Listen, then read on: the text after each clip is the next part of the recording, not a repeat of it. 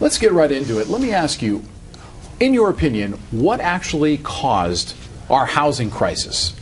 I think the housing crisis was caused by a number of factors, and certainly one which is germane here, and a very large one, were the practices by a lot of the largest banks in the United States of giving mortgages to consumers who they knew could not afford those mortgages, giving them those mortgages not with the purpose or intention of being engaged in the mortgage business, but rather to use the mortgages as fodder for the sale of securitized, collateralized mortgage obligations.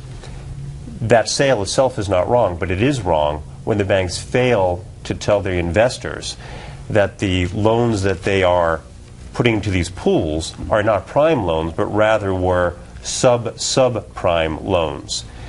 That fraud, or apparent fraud, and in some cases admitted fraud by the banks on investors, led to a liquidity crisis because the investors no longer trusted the banks, wouldn't purchase the collateralized mortgage obligations.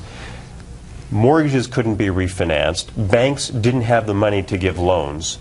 Prices started falling. Consumers couldn't afford their mortgages. Mortgage availability dried up, and housing prices plummeted. What I see is a lot of people were misled with respect to the products they were getting into, and I call it feeding the machine.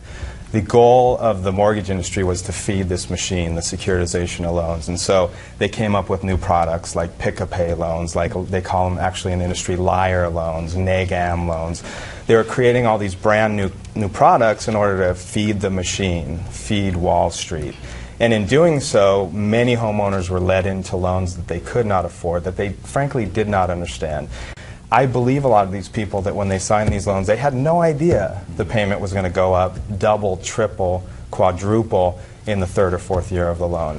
Sounds like it certainly has been a tangled web, to say the least, with this problem.